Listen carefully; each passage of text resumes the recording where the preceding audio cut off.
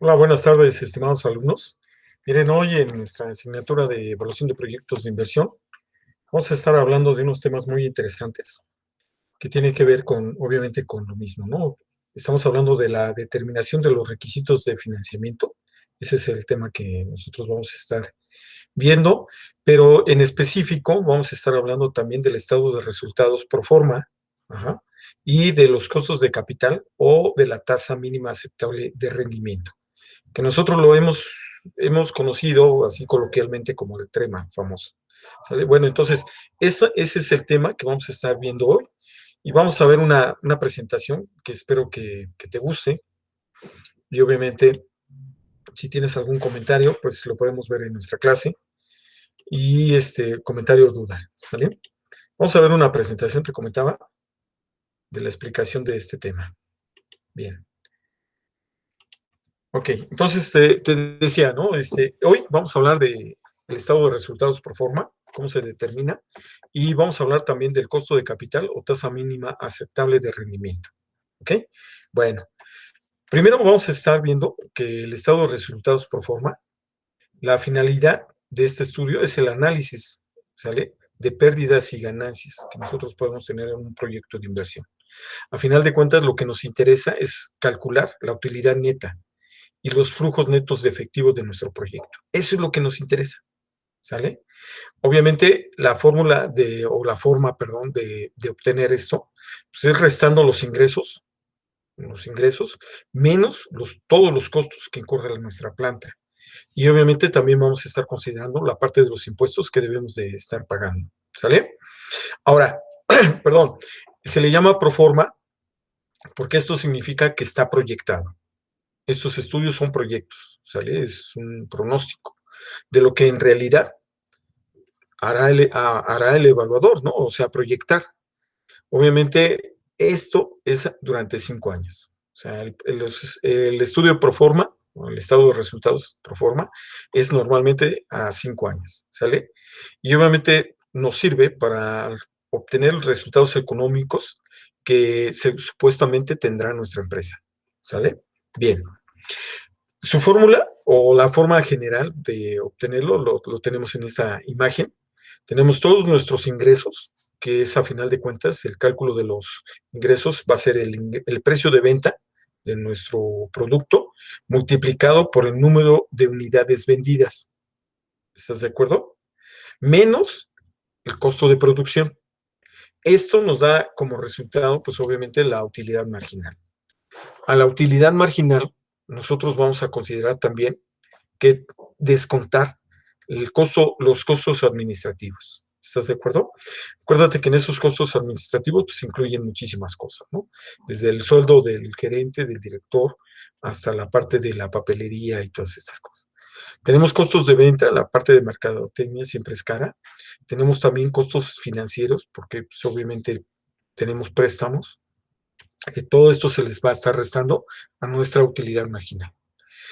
Obviamente el resultado de esto nos da una utilidad bruta. Esa utilidad bruta le vamos a tener que descontar la parte de impuestos, la parte impositiva. Tú sabes que en la actualidad, pues obviamente nosotros, todo el mundo, tenemos que estar, pues obviamente al corriente en la parte de fiscal, ¿no? Esto, obviamente, a la utilidad bruta, quitándole ya los impuestos, nos da la utilidad neta.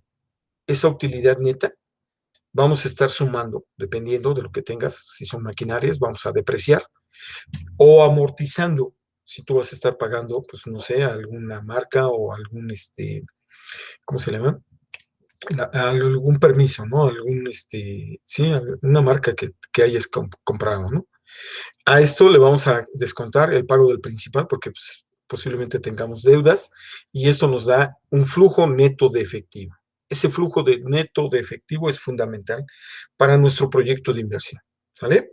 Bueno, ahora, recuerda que a partir del flujo neto de efectivo, ¿sí?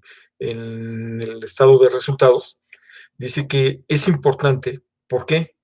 Porque a final de cuentas, estas cantidades nos van a servir para evaluar económicamente nuestro proyecto, ¿sale? O sea, ese dato es básico para nuestro proyecto. Tenemos que calcularlo. Obviamente, mientras mejor sea calculado, pues obviamente nosotros estaremos trabajando con cifras más fidedignas y obviamente nuestro proyecto será seguro o será confiable en cuanto a los resultados. Algo muy importante que mientras mayores sean los flujos netos de efectivo, ¿sí? Mejor será la rentabilidad económica de nuestra empresa o del proyecto. ¿Estás de acuerdo?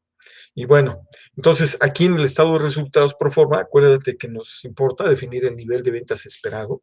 Eso es lo que tú lo haces con la parte de mercadotecnia. Vamos a elaborar un plan de producción y de operación, obviamente. Eso ya se supone que lo tienes determinado. Y vas a determinar, obviamente, los diferentes tipos de gastos. ¿Sale?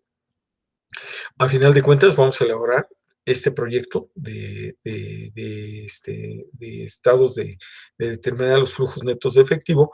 ¿Por qué? Pues porque nos interesa, ¿no? Saber cómo se va a comportar, digamos, en cuanto a flujo de efectivo durante 5 años, que es lo que nos marca, ¿no? Normalmente. Ahora, vamos a determinar también la tasa mínima aceptable de rendimiento. ¿Sale? Esa tasa mínima aceptable de rendimiento dice que para formarse toda empresa, a final de cuentas, debes de realizar una inversión inicial, ya sea capital, que puede provenir de varias fuentes. ¿Estás de acuerdo? Ese es algo muy importante. El capital puede llegar de diferentes lugares. Pueden ser personas físicas, o sea, inversionistas. Pueden ser también personas morales, que significa que otras empresas decidan participar en tu empresa. O instituciones de créditos como bancos, ¿no? Tú puedes pedir prestados al banco para que te financie tu proyecto. O puede ser una mezcla de estos inversionistas, ¿sale? Puede ser diversa. Pero algo muy importante, dice que antes de invertir una persona, siempre tiene en mente una tasa mínima de ganancia. O sea, yo tengo una tasa mínima de ganancia y esa es la que quiero. Ahora, sobre la inversión propuesta, definitivo. Yo quiero invertir 20,000 pesos, bueno, yo quiero una tasa mínima de ganancia del 15%. Es un ejemplo nada más. Ahora, esa tasa, llamada tasa mínima aceptable de rendimiento, es la que yo voy a calcular. Obviamente, sin olvidar, claro, que a mayor riesgo, obviamente, mayor tasa de rendimiento. ¿Estás de acuerdo? Bien. Para esto vamos a utilizar una fórmula que desde mi punto de vista no es tan difícil, el TEMAR, que es a final de cuentas considera el índice de inflación más un premio al riesgo. ¿Estás de acuerdo? Vamos a considerar algunas bases para, obviamente, calcular esa tasa de rentabilidad de un proyecto. ¿Cuáles son esos factores que vamos a considerar? Uno, la rentabilidad promedio del sector, que eso lo puede determinar quién, el Banco de México o el INEGI. La inflación promedio de a 5 años, esa situación obviamente sí es el Banco de México. Nosotros podemos entrar a sus bases de datos y ahí encontramos esa información. La tasa libre de riesgo, que sería la tasa que paga el banco por operaciones del mercado abierto, eso es una tasa anual. También hay una tasa pasiva bancaria, que es una tasa que el banco privado cobraría por inversiones en certificados de depósitos a plazo fijo, perdón, que regularmente es de un año, ¿sale? Y una tasa activa bancaria, que es una tasa que cobran los bancos por préstamos de inversión a largo plazo, ¿sale? Entonces, esas variables son las que vamos a estar considerando, ¿ok? Bien. Ahora, esta es nuestra fórmula, y si te das cuenta, pues no, perdón, no es una fórmula tan compleja, ¿no? El cálculo de la trema, perdón, pues obviamente nosotros vamos a tener un premio al riesgo, que es la I minúscula, y vamos a tener un factor o una tasa de inflación. Esa tasa de inflación ya la habíamos determinado anteriormente, que a final de cuentas eso lo determina el Banco de México, pero es un promedio, ¿sale? Bien. Y que, a ver, es I, que es el premio al riesgo, más la tasa de inflación, más el premio al riesgo por la inflación, ¿sale? Eso es lo que nosotros consideramos como trema. Entonces, vamos a dar un ejercicio. Si dice calcular la trema D, eso es lo que nos importa. Rentabilidad promedio del sector, la tasa libre de riesgo y la tasa pasiva bancaria. ¿Sale? En este caso estamos hablando de datos hipotéticos. Estamos hablando de que consideraciones de la rentabilidad promedio del sector es del 20%. La inflación promedio es 4.43. Tasa libre de riesgo es del 5%. la tasa pasiva bancaria es del 7 y la tasa activa bancaria es del 10, ¿sale? Esas diferentes tasas vamos a estar manejando. Bien, bueno, pues es el primer paso, vamos a determinar las diferentes temas, ¿no? Primero, la rentabilidad promedio del sector. Esa rentabilidad promedio del sector, pues usamos la fórmula que ya te había comentado.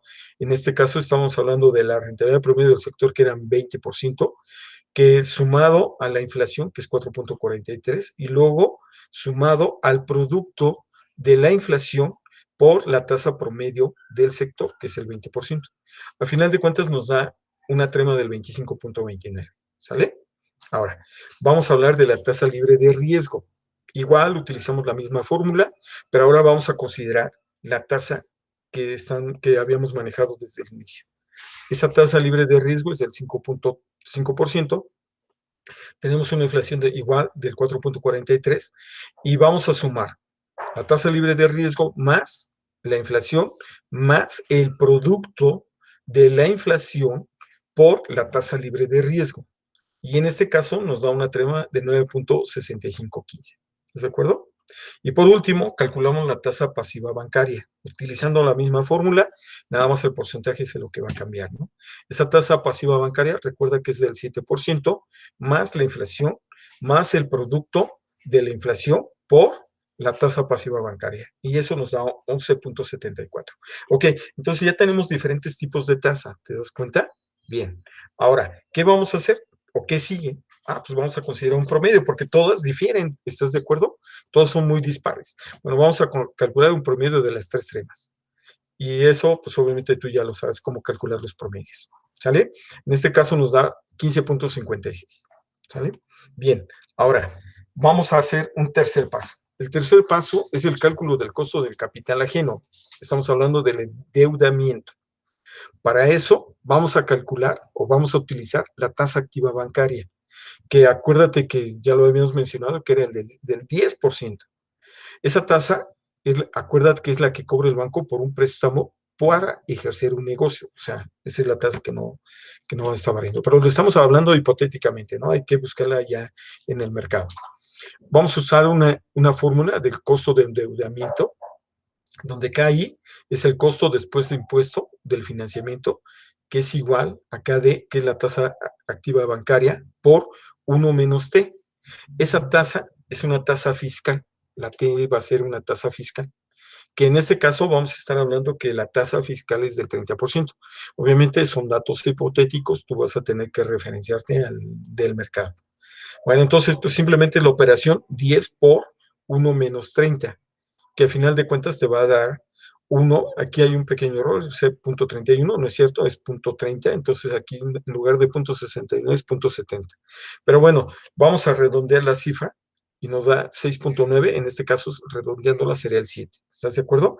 Y este es el costo de capital de deuda a final de cuentas, perdón, ¿sale?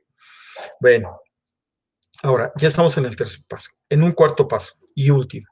Vamos a hacer el cálculo del costo del capital promedio ponderado, ¿sí? Bueno, entonces, para eso vamos a utilizar la fórmula del costo de capital promedio ponderado, que sería el porcentaje de deuda a largo plazo por el costo de la deuda a largo plazo, más el porcentaje del capital propio por el costo del capital propio. Miren, aquí en este momento, por este ejemplo, vamos a estar considerando una mezcla del 40% de capital de deuda y 60% de capital propio. ¿Qué significa esto? Que yo voy a poner 60% de mi capital para el negocio y el otro 40% lo voy a conseguir allá afuera de alguna manera en una institución bancaria, en préstamos ¿cómo se llama? Con familiares, en fin. Bueno, entonces usamos la fórmula. Acuérdate que ya que habíamos dicho que el capital de deuda era el 40%, ¿estás de acuerdo? Por el 6.9, que es el costo de deuda a largo plazo, ¿estás de acuerdo? Pues obviamente lo multiplicamos y lo vamos a sumar al capital propio, que en este caso sería el 60%, por el costo del capital propio, o sea que eso fue lo que calculamos con la trema, el costo de capital propio, ¿sale? Y que es del 15.56. Cuando nosotros hacemos esta operación, ¿estás de acuerdo? Nos da una tasa del 12.09. Esa tasa del 12.09, obviamente, es la tasa que los inversionistas esperan recibir del proyecto. O sea, el proyecto me debe de dar esa tasa. Si no me la da, pues obviamente ese proyecto pues no es así muy bueno que digamos. ¿Sale? Bien, pues jóvenes, muchísimas gracias y estamos pendientes por nuestra clase. Gracias.